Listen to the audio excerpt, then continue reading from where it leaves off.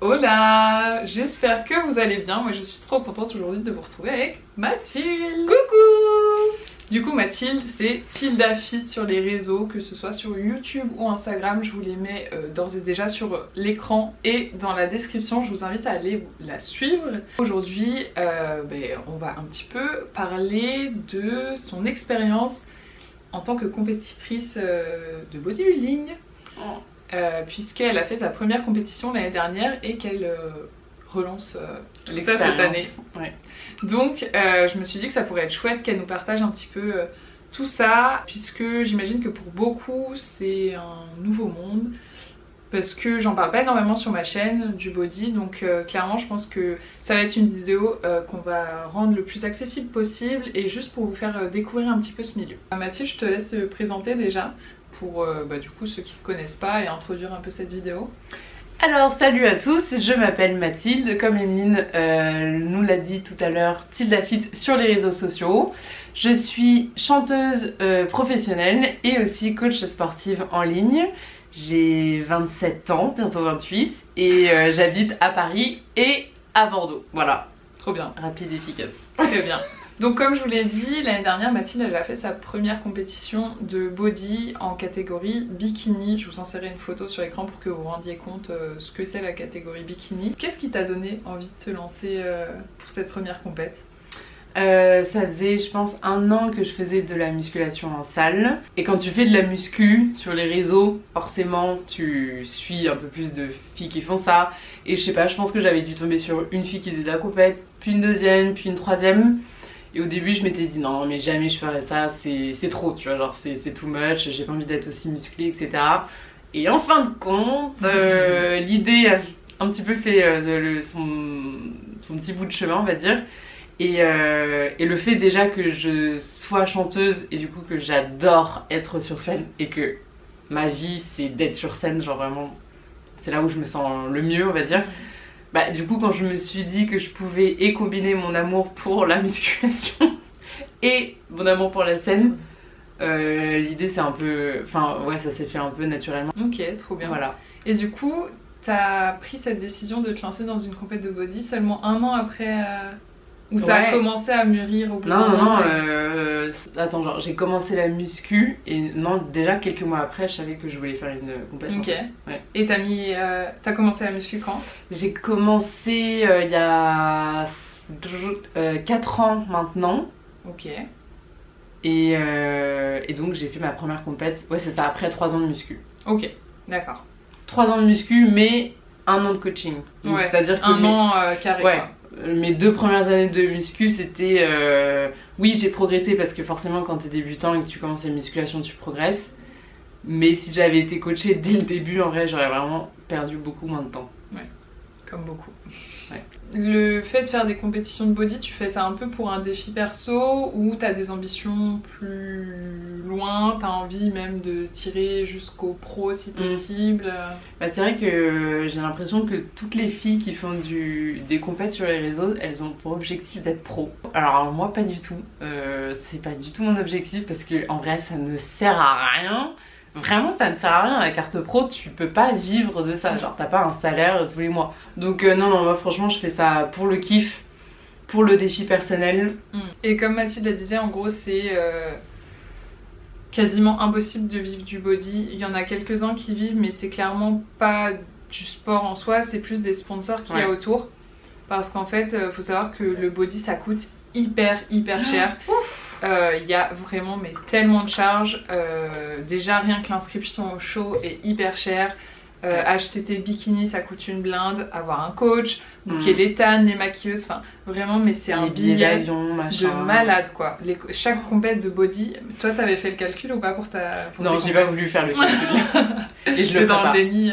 Non mais je le ferai pas, mais oui c'est sûr que tu comptes au moins 1000 € je pense. Mais tu vois, rien que la licence IFBB elle est à 100. Ouais. L'inscription elle est à 100 aussi. Enfin, ton bikini il peut aller de entre 400 et 500. C'est ça. Donc c'est hyper cher, et effectivement le fait de passer pro, si en tout cas toi t'as pas d'ambition à aller plus loin, bah ça change pas grand chose. En fait ça fait juste que vous pouvez... t'as accès à d'autres compétitions, puisque du coup il y a des compétitions qui sont amateurs et il y a des compétitions qui sont pro. Donc du coup une fois que t'es passé pro, t'as plus le droit d'aller dans les compétitions amateurs. Et une fois que t'es pro et que t'es dans les meilleurs des pros, le Graal c'est de participer à l'Olympia. Qu'on se le dise hein, sur je sais pas combien de bikinis sur Terre, l'Olympia, il y en a pas beaucoup qui y vont. Donc ça c'est vraiment quand tu dédies ta vie au body, clairement. Ouais, les filles elles font que ça. Elles sont tout le temps en sèche, elles sont tout le temps en prépa et elles ne font que ça. Du coup, donc c'est ta deuxième saison de body. Et gros changement pour cette saison puisque tu as changé de coach. Et en l'occurrence, tes deux coachs ne fonctionnaient pas du tout de la même manière, notamment en termes de nutrition, puisque avant tu étais avec Harmonie et c'était une diète flexible, et maintenant tu es avec Damien et c'est un plan strict. C'est ça. Comment ça se passe? Qu'est-ce que t'en penses? Comment tu le vis? Eh bien, contre toute attente, je pensais vivre le plan alimentaire, je pensais très mal le vivre et finalement je le préfère en fait. Je préfère vraiment suivre une diète stricte à une diète flexible, en tout cas en prépa. En off season, je préfère clairement la diète flexible. Mais là en prépa en fait le plan alimentaire me convient beaucoup mieux parce que j'ai trop tendance à écouter mon estomac et pas ma tête. Du coup même si je mangeais quand même des légumes machin, mes assiettes je me rends compte qu'elles n'étaient pas toujours équilibrées. Et c'est surtout que j'aime bien moi beaucoup manger le soir et pas trop le reste de la journée, et ce qui faisait qu'en fait j'avais tu vois, je mangeais beaucoup le soir, pas trop la journée, et du coup niveau digestion c'était pas top. Et là le fait d'avoir donc j'ai 6 repas au cours de la journée, je dois manger à peu près toutes les 3 heures, et le fait d'avoir ce cadre là en fait ça fait que je ressens pas trop la faim. Alors que l'année dernière j'étais plus haute en calories à cette période de l'année et j'avais déjà faim, tu vois. Et déjà en fait rien que ça me change trop. Le fait de pas réfléchir aussi à mes repas, enfin aux recettes etc, en fait ça t'enlève quand même un poids psychologique qui est quand même très cool. Et c'est vrai que là j'ai jamais eu une aussi bonne digestion, enfin je dors super bien, j'ai une digestion top. Moi non franchement j'ai une alimentation variée. Trop bien. C'est vrai que les plans stricts souvent, notamment en sèche, c'est quand même très intéressant puisque comme Mathilde l'a dit, ça te permet de déjà moins réfléchir et ça te retire pas mal de stress, ce qui est hyper important en sèche, de virer tout le stress possible. Complètement. Et ça apporte aussi une vraie régularité dans les aliments que tu utilises, donc d'un point de vue digestif c'est hyper important aussi, et notamment quand tu vas vraiment approcher la compète, là ça va être essentiel quoi. Donc pour ce point là c'est vraiment pas mal, et puis c'est clair que d'un point de vue organisation c'est plus fluide quoi. Après là j'ai vraiment que des aliments bruts. Enfin, j'ai aucun aliment transformé et j'ai plus du tout de lactose. Ça me fait un petit peu peur pour l'après. Mais c'est toute autre question. C'est plus pour le post-compète que ça me fait peur de réintroduire après des aliments plus normaux on va dire. Et du coup t'as un peu une vie de nomade entre guillemets. Je sais pas si je peux dire. Si complètement tu veux. La saltimbanque quoi. Avec son sac à dos, elle est là dans Paris, dans Bordeaux, dans toute la France. Je suis toujours entre deux valises. Mais c'est ça clairement parce que du coup comme tu l'as dit en te présentant, t'es chanteuse, donc elle est souvent amenée à être en tournée, elle bouge tout le temps, et en plus de ça elle vit entre Bordeaux et Paris, donc vraiment t'es toujours en déplacement. Comment t'arrives à gérer? Et en vrai comme je dis à mes clients en coaching, juste j'ai pas le choix quoi en fait. Souvent les gens me disent oui mais alors là je peux pas cette semaine parce que je suis en déplacement. Et alors je comprends pas, c'est vrai que c'est chiant pour l'organisation parce que tu dois préparer tout à l'avance, calculer, prévoir s'il y a un supermarché à côté, si jamais il te manque ça. Mais en vrai j'ai pas vraiment de secret, juste tu fais ce qui est écrit en fait. Et tu réfléchis pas, t'appliques. C'est ça, t'appliques. Ça par contre c'est vrai que être en diète flexible quand t'es en déplacement c'est beaucoup plus facile. Oui, parce que t'as pas besoin de trouver tel ingrédient. Tu vois, tandis que quand t'es en flexible, genre je sais pas, t'es dans le train toute la journée, tu sais que le soir t'as pas préparé ton repas, il y a un supermarché à côté, tu vas savoir préparer ton assiette en fonction des macros qui te restent quoi. En plan strict, tu peux pas faire ça. Il te faut 2 œufs, bah t'es obligé de te démerder pour trouver tes 2 œufs, même s'il n'y a pas de supermarché. Enfin. Après, évidemment, t'as toujours des exceptions, tu vois. Genre, si jamais il y a un truc que j'arrive pas à respecter, j'appelle mon coach et on trouve une solution ensemble. Mais c'est vrai que c'est un petit peu plus relou. Parce qu'on se souvient, l'année dernière, on t'a vu pleurer. Elle a pas réussi à bien cuire sa semoule, donc là c'était coup dur quand t'étais en Guadeloupe. Ouais, j'étais en Guadeloupe, ouais. Donc là c'était coup dur pour Mathilde. Ouais. Ça vous montre à quel point la sèche c'est dur psychologiquement. Ah ouais, mais j'avais trop faim, ça faisait genre 2 heures que j'attendais ce repas et impossible de cuire la semoule. Oh, c'est horrible. Heartbreaking. Non, j'avoue que là en déplacement, pour le coup dans les hôtels, suivre la diète c'était costaud. Mais bon, j'y suis arrivée. Donc tout le monde peut y arriver. Ouais, puis ça rajoute clairement un challenge, toi, tes prep. Le fait de bouger et tout, c'est une difficulté en plus. Déjà qu'une prep, c'est hyper compliqué. Surtout les derniers mois, quoi. Les dernières semaines. Et du coup, maintenant, on va parler un peu post-compète. En gros, le post-compète, pour ceux qui sont pas du tout familiers avec ce monde, en gros, avant une compétition, il y a une assez longue période de sèche afin d'être prêt pour le jour J. Et une fois que la compétition est terminée, on passe donc au post-compète. Il y a différentes façons de le gérer. Il y a des personnes qui sont en roue libre totale après leur show, puisque après plusieurs mois de restrictions, il y a pas le cerveau, mais il y a les envies et les hormones qui prennent le dessus, et du coup il y a beaucoup de personnes qui se jettent sur tout et n'importe quoi, qui nous font des post-compètes. On ne juge personne ici. Qui font des post-compètes gargantuesques à base de burgers, donuts, tout ce que vous voulez. Et il y a d'autres personnes qui arrivent à continuer à suivre un plan et à réaugmenter leurs apports au fur et à mesure, ce qui sur le papier est quand même la meilleure chose. Bien que parfois aussi c'est important de relâcher quand même. Ah oui. Mais en tout cas, il faut savoir qu'après une sèche et après une préparation, votre corps est clairement en vrille. Au niveau hormonal, c'est terrible, et notamment au niveau de la régulation des hormones de faim et de satiété. Donc c'est pour ça que votre cerveau, après une compétition, ne pense qu'à la bouffe. Ah mais pas qu'après, déjà. Oui, déjà avant.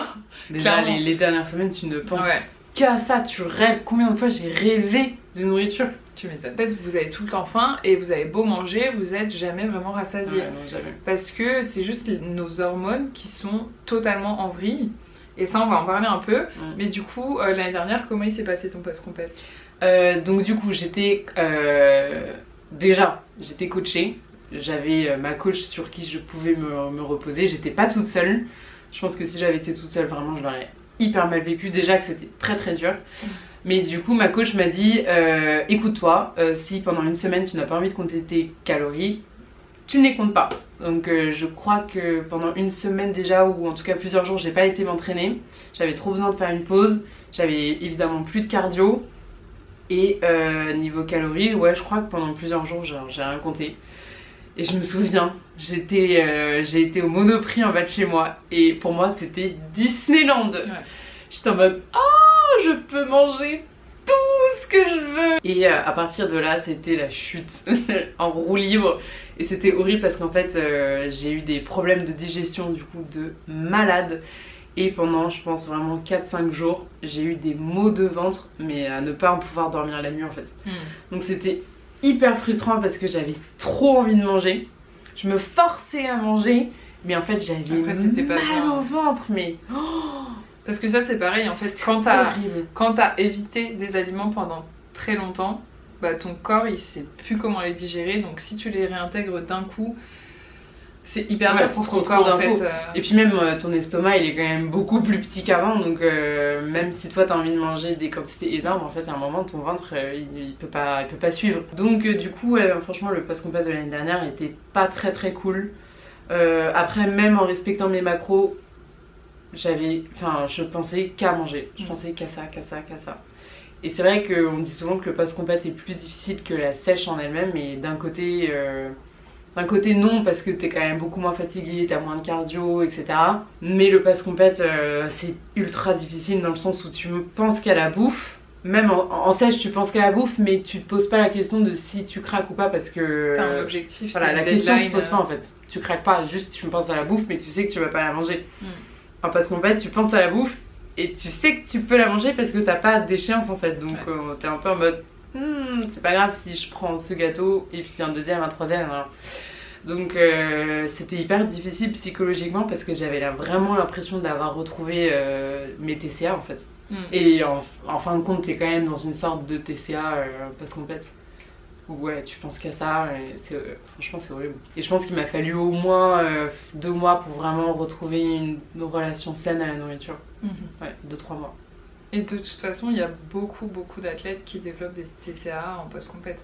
Mais en même temps, il y a eu tant de privations c'est un peu inévitable quoi. Ouais. C'est pour ça quand tu te lances dans des compétitions, il faut vraiment être sûr que ta relation avec la nourriture, elle soit vraiment saine à 100%, que si t'étais dans des TCA, il faut vraiment que tu sois remise de ça depuis plusieurs années je dirais. Et du coup je pense que ce post-compète va être vraiment différent. Je pense que le fait d'être en plan strict, ça va me réguler en fait. Je pense que je vais mieux le vivre. Parce que du coup, vous avez déjà parlé du post-compète avec ton coach? Non, mais j'ai vu un peu comment il l'avait géré avec ses athlètes de cette année et je pense que je vais avoir genre 1 ou 2 repas libres dans la semaine, que ça va être vraiment calé, genre des restos, et que le reste du temps, juste j'aurai mon plan à suivre. Et puis pour l'avoir vécu une fois, voilà, je sais que même si j'ai faim, en fait, comme tu dis, c'est tes hormones qui sont complètement fucked up et même si t'as l'impression d'avoir faim, en fait non, t'es rassasié. L'année dernière, est-ce que t'avais fait des prises de sang ou des examens un peu pour voir ta santé post-prep, l'état de tes hormones? Non, j'ai jamais fait ça. Ok. Et aussi on va parler d'un point qui est hyper fréquent, d'ailleurs je pense qui est quasiment obligatoire, c'est bien souvent en sèche, les femmes perdent leurs règles, donc c'est une aménorrhée. T'en as eu l'année dernière? Oui, j'en ai eu. Au bout de combien de temps et combien de temps ça a mis à se réguler? J'ai perdu mes règles après 2 mois de sèche, 2-3 mois, ouais c'est ça. Et je les ai retrouvées, je crois que je les ai pas eues pendant 6 mois. Je les ai retrouvées en octobre de cette année. Et je suis déjà c'est assez récent. Hein. Ouais, je suis déjà en train de les perdre. Non mais en vrai, d'enchaîner les compétitions comme ça, c'est pas top. Hein. Là j'ai enchaîné 2 saisons, mais je sais que l'année prochaine, je prends vraiment un off long de au moins 1 an, parce qu'en fait pour le corps c'est vraiment traumatisant les sèches. C'est clair. Tu sais que si t'as pas tes règles, c'est un signe de mauvaise santé. Il y a clairement un truc qui fonctionne pas dans le corps quoi. C'est ça. En fait, le fait de pas avoir ses règles, bon, ça peut être totalement ok, ça arrive. Par exemple, en période de stress, tu peux ne pas avoir tes règles, mais si ça dure, il faut checker, il faut faire une prise de sang, puisque c'est parce qu'il y a un dérèglement hormonal si t'as pas tes règles, et c'est que en fait ton corps se protège, et notamment en sèche, il a plus assez d'énergie en fait pour faire tout ce qu'il a à faire, et du coup il va juste économiser tout ce qu'il peut économiser. Donc là il se dit, bon de toute façon c'est pas à ce moment là qu'elle va tomber enceinte, donc tout le bordel ici on va le mettre en arrêt et on va économiser toute cette partie. Donc c'est pour ça qu'en fait vous avez plus vos règles en sèche, ou même sans parler des athlètes, il y a beaucoup de femmes qui font des déficits trop importants et qui perdent leurs règles, et dans ces cas là quand on parle de bodybuilding et d'athlètes comme ça, c'est des concessions à faire, et tout le monde en est conscient quand on se lance dans une sèche comme ça. Ça demande des restrictions de malade et des concessions, mais quand c'est pour une perte de poids lifestyle, c'est clairement pas quelque chose à faire, et c'est clairement pas quelque chose de normal. Il faut pas descendre aussi bas en calories, c'est mauvais pour votre santé. De toute façon, quand on se lance dans le body, on sait que c'est pas quelque chose qui est santé. Clairement. Donc pour le body, c'est ok, c'est toléré, c'est accepté, tout le monde le sait, mais c'est pour ça aussi qu'il y a des coachs, il y a des prises de sang à faire, il y a des off-season, des temps à respecter quand même entre les saisons, et c'est pour ça qu'il y a ce temps, parce qu'on sait tous que c'est pas sain le bodybuilding malheureusement. Enfin malheureusement pour les athlètes et pour ceux qui aiment ça, mais c'est clairement quelque chose de pas sain de pousser son corps à de telles limites. Franchement, je suis retombée sur mes vidéos de bilan la dernière fois, mais un zombie quoi. Vraiment, mais j'étais un zombie. Enfin, c'est fou la fatigue. C'est ça le pire vraiment quand t'es en prépa. En fait, c'est pas tellement la faim, c'est vraiment la fatigue. Rien que de lever ton bras, t'as la flemme, tu vois. De parler, quand t'arrives à ce stade-là où tu te dis ah, j'avais envie de répondre quelque chose à quelqu'un, puis finalement, bon, c'est pas grave. Je lui dirais pas, ça me demande trop d'énergie. Mais c'est ça, c'est parce qu'en fait, t'économises toute l'énergie que tu peux économiser. Ton cerveau il tourne au ralenti parce que ton cerveau il a besoin de glucides. Et là il en a plus assez, donc clairement t'as tout qui est au ralenti quoi. Faites des compétitions. C'est génial. Ça donne envie hein. Et là les gens ils se disent mais pourquoi elle fait ça, elle est malade. Pourquoi elle s'emplige ça? Pour le challenge. Complètement folle. Et du coup moi je voulais te poser une question. Dis-moi. Est-ce que, sachant que tu as commencé la musculation via une compétition, est-ce que tu as envie d'en faire une? Est-ce qu'un jour tu penses que tu vas te lancer ou pas? Ben, en fait j'avais trop envie, j'ai toujours eu hyper envie et j'attendais d'avoir développé un minimum de masse musculaire parce que je voulais pas me retrouver toute flasque sur scène, c'était un peu ma peur. Du coup à chaque fois je repoussais et en fait maintenant je suis arrivée à un stade où ça me donne plus si envie. Ok. Et peut-être que j'y retournerai mais en fait là clairement en ce moment j'ai tellement d'autres projets dans ma vie que... Enfin, le jour où je ferai une compète de body, si un jour j'en fais une, c'est que vraiment j'ai que ça quoi. Je veux faire ça bien. Et du coup là, en ce moment c'est plus quelque chose qui m'attire alors que depuis 4 ans, je me disais, j'allais à la muscu pour ça quoi. Oh, c'est fou quand même. Mais oui, peut-être qu'un jour du coup tu y viendras. Mais du coup je pense que c'est important de le dire, en effet quand tu te lances dans une compète de body, faut pas que t'aies d'autres plans à côté quoi. Clairement, en tout cas les 2 derniers mois ou allez, vraiment genre le dernier mois, ta vie elle est tournée autour de ça. Donc oui, il y en a plein qui continuent, qui continuent d'aller au travail, etc. Mais clairement, tous tes autres projets, ta vie sociale, ta vie de couple et tout, enfin tout en prend un coup quoi. C'est clair. Et si t'as d'autres projets vraiment qui demandent beaucoup d'énergie, de temps, etc. à côté, tu peux pas tout faire. Ça c'est clair. Voilà, mais n'empêche que c'est un sport qui en passionne beaucoup, qui est hyper chouette à suivre. Et d'ailleurs, du coup, je vous invite une nouvelle fois à suivre Mathilde sur YouTube, puisqu'elle documente ses preps, et moi, c'est comme ça que je l'ai découverte. Et j'adore ses vidéos. Oh, merci! Donc je vous invite à aller voir ça. Et puis, je vous remercie d'avoir regardé cette vidéo. J'espère que ça vous aura plu. Et puis, je vous dis à la prochaine! Ciao!